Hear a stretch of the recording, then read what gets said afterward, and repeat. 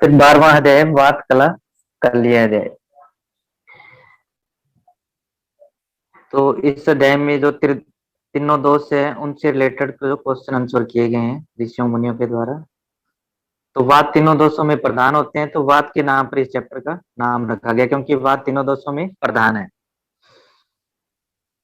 तो इस यहाँ पे जो संभाषा हुई है सेकंड संभाषा है चरक संहिता की। पहली संभाषा कौन सी फर्स्ट चैप्टर अध्याय में हुई थी, जीवित अध्याय में आयुर्वेद अवतरण के विषय पर। सेकंड हुई है वात कला कली अध्याय में। तो इस संभाषा में टोटल कितने चारे थे, 8 चारे थे और वात संबंधी भी 8 प्रश्न पूछे गए हैं।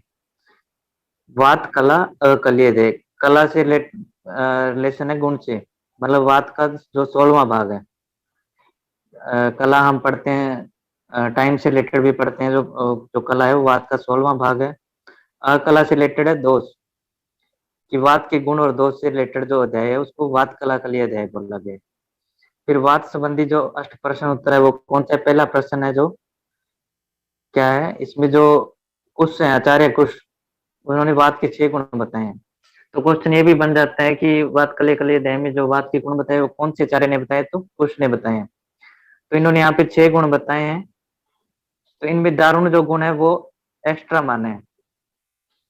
तो जो पहले चैप्टर में जो 7 गुण थे उनके सूक्ष्म और चल को ना मानकर यहाँ पे दारुण गुण माने। वहां पे 7 गुण बताए थे पहले चैप्टर में, यहाँ पे 6 बताए। तो सूक्ष्म चल को ना मानकर एक्स्ट्रा क्या माने, दारुण। फिर है कुमारशिला भारद्वाज। तो कुमारशिला भारद्वाज ने क्या बताया, वात के प्रकोप का कारण बतलाएंगे। तो वात के समान गुणवर्धक वाले आहार विहार कर्म करने से वात प्रकोपित होता है।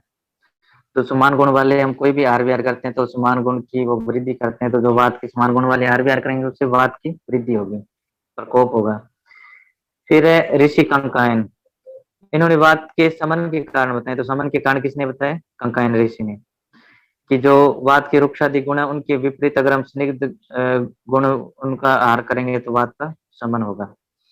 फिर है बड़िस, तो आचार्य बड़िस ने असंगात, असंगात मतलब अमूर्त, अनवस्थित मतलब चल वात के प्रकोप और समन की प्रक्रिया बताई है। इन्होंने समन और प्रकोप की दोनों प्रक्रिया बता दी। तो जो प्रकोप के कारण किसने बताए थे, कुमारशिला भारद्वाज ने। समन के बताए थे ऋषि कंकायन ने। जो बड़िस ने दोनों की जो है प्रक्रिया बता दी, प्रकोप और समन की। तो प्रकोप कैसे होता है कि जो जो रुक्ष लघु शीत दारुण खर जो 6 गुण वाले ऊपर वात के गुण बताएंगे, उन्हीं से जो बने हुए पदार्थ हैं या उन्हीं गुणों का सेवन करने से वात प्रकोपित होता है। जो उनके विपरीत जो 6 गुण है उनके गुणों को प्रयोग करने से वात का समन होता है। तो इस प्रकार से इन्होंने वात के प्रकोप और समन की क्रिया बताई। फिर है वायुर्वेद। तो प्राकृतिक शरीर जो चर वायु के क्रम में इन्होंने वो बताए, कुपित शरीर चर वायु के, कुपित लोक चर वायु के, अकुपित शरीर चर, अकुपित लोक चर। इस प्रकार 4 तरह के वायु के लोक और शरीर से रिलेटेड क्रम बताए हैं वायुर्वेद ने। तो क्वेश्चन ये बनता है कि वात कला कली अध्याय में जो वात के क्रम है कौन से आचार्य ने बताए, वायुर्वेद ने। पित्त के क्रम किसने बताए, आचार्य मरीचि ने। और कफ के क्रम किसने बताए, काप्य ने। तो ये भी क्वेश्चन बहुत इंपॉर्टेंट है। जो मरीचि है उन्होंने पित्त का बताया, जो ऋषि काप्य है उन्होंने कफ का बताया, और जो वायुर्वेद है उन्होंने वायु का बताया, वात का। फिर है जो प्रकृत अकुपित शरीर चर वायु के क्रम क्या है, जो कुपित नहीं है, जो नॉर्मली वायु का शरीर में क्या क्रम होते हैं वो बताए। वायु तंत्र यंत्र धर, तंत्र मतलब शरीर, यंत्र मतलब जो शरीर के ऑर्गन है, शरीर अवयव। वायु है वो शरीर और शरीर अवयव को धारण करके रखता है। फिर है प्राण उदान समान व्यान अपाना आत्मा। ये जो 500 प्रकार की वायु है उनकी आत्मा जो वायु ही है। जो प्राण 500 प्रकार की जो वायु है, प्राण उदान समान व्यान अपान, उनकी आत्मा वायु है, जो अकुपित वायु है वो है। फिर है प्रवर्तक चेष्टा, चेष्टा उच्च वचना नाम, वचा नाम।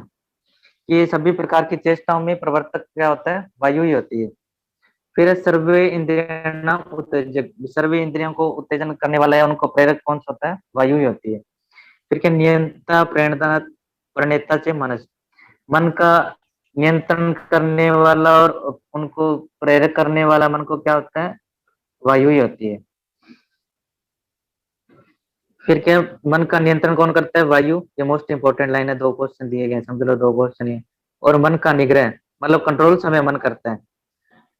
एक है मन का नियंत्रण, मन का निग्रह। मन का अगर क्वेश्चन है कि मन का निग्रह कौन करता है, समय मन ही करता है। अगर मन का नियंत्रण और प्रणेता कौन है, तो वो वायु है। फिर है सर्वे इंद्रिया नाम विभोडा, भी जो सभी इंद्रियां हैं उनके अर्थ का अभिमान करने वाला भी वायु है। फिर है सर्व शरीर व्यू कर, ये श्लोक होते हैं सर्व शरीर धातु व्यू कर, मतलब जो शरीर की सभी धातु हैं उनका प्रवर्तक होता है। तो ये यहाँ वर्ड करेक्शन कर लीजिए, सर्व शरीर धातु व्यू कर, ये लाइन है। फिर है संधान कर शरीर से, जो शरीर का संधान करने वाला भी वायु है। फिर है कृता गर्भ आकृति नाम, शरीर में जो गर्भ को आकृति प्रदान करता है वो भी वायु ही है। फिर है आयुषो अनुवृत्ति प्रत्यय भूतो भवत्य कुपित, कि जो अकुपित वायु है वो आयु का अनुवर्तक और पालन करने वाला है। तो ये अकुपित वायु के जो शरीर में कर्म है वो बताएंगे। फिर मरीच ने बताए पित्त संबंधी वर्णन, इन्होंने पित्त के कर्म, अकुपित और कुपित पित्त के कर्म बताए हैं। तो क्या कर्म है, पक्ति अपक्ति, मतलब जो कुपित पित्त है वो पाचन का कर्म ठीक से करेगा, जो कुपित पित्त है वो अपक्ति मतलब पाचन का कर्म ठीक से नहीं करेगा। इसी प्रकार दर्शन अदर्शन भी, जो आलोचक पित्त है वो दर्शन का काम अगर कुपित नहीं है ठीक से करेगा, नहीं तो अदर्शन करेगा। इसी प्रकार प्रकृत विकृत वर्ण, जो ब्राजक पित्त है अगर वो प्रकृति का सही है, कुपित नहीं है, तो वो अच्छे वर्ण का कारण बनेगा। और अगर ब्राजक पित्त दूषित हो चुका है तो विकृत वर्ण का कारण बनेगा।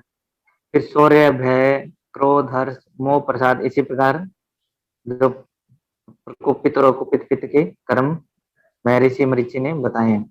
फिर काव्य ने कप संबंधी वर्णन किया है, कप संबंधी कर्मों का वर्णन किया है। तो इन्होंने कौन कौन से कप के कर्म बताए, दृढ़ता स्थिरता, दृढ़ता पैदा करता है, स्थैर्य मतलब ढीलापन भी कप के कुपित होने के कारण है। स्थूलता कृषता, अगर कफ अप्रकुपित है स्थूलता प्रदान करेगा, अगर कुपित है तो कृषता प्रदान करेगा। उत्साह आलस्य वरिष्ठता क्लिप्तता ज्ञान अज्ञान, ये ज्ञान मोस्ट इंपॉर्टेंट है, क्योंकि ज्ञान हम पित्त से रिलेटेड कर लेते हैं, लेकिन ये कफ से रिलेटेड है। तो ज्ञान अज्ञान का बोध कौन से कराता है, कुपित और अकुपित कफ। बुद्धि मोह, इस तरह ये कफ के कर्म किसने बताए, महर्षि काव्य ने। फिर आत्रेय ने क्या कहा, आत्रेय ने सभी का समर्थन किया और उन्होंने कहा है कि जो सम प्रकृति में स्थित रहते हैं तीनों ही दोष, वो आरोग्य और दीर्घायु प्राप्त करते हैं, और जो विषम अवस्था में रहते हैं वो मृत्यु कारण है। तो इन्होंने सभी विचारों का समर्थन करते हुए तीनों ही दोषों का बता दिया कि जो विषम अवस्था में होते हैं वो मृत्यु का कारण होते हैं, जो सम अवस्था में होते हैं आरोग्य एवं दीर्घायु का प्राप्ति का कारण होते हैं। फिर यहाँ पे वायु के पर्याय दिए गए हैं इस चैप्टर में।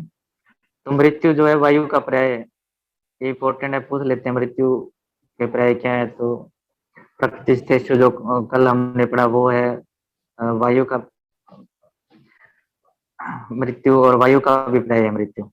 फिर यम नियंता प्रजापति, प्रजापति चार्य कश्यप ने अन्न को बोला है, लेकिन चार्य चरक ने प्रजापति किसको बोला है, वायु को। अदिति विश्वकर्मा विश्वरूपा, ये सेम जो तीनों पर्याय हैं ये आत्मा के लिए भी बताए हैं चार्य चरक ने, विश्वकर्मा विश्वरूपा। फिर क्या सर्वज्ञ भगवान, भगवान वर्ड जो है सुश्रुत ने वायु काल और जठराग्नि इन तीनों के लिए यूज किए, लेकिन चार्य चरक ने वायु के लिए यूज किए। फिर सूक्ष्म अव्यय विभु, अव्यय विभु आत्मा के पर्याय के रूप में भी वर्णन किया चार्य चरक ने। फिर आगे क्या बताया, आचार्य काश्यप ने इनको प्रजापति की संज्ञा दी है। आचार्य चरक अनुसार अव्यय विभु विश्वकर्मा विश्वरूपा वायु और आत्मा दोनों के पर्याय है, और आचार्य सुश्रुत ने वायु काल और जठराग्नि इन सभी को भगवान शब्द से संबोधित किया है।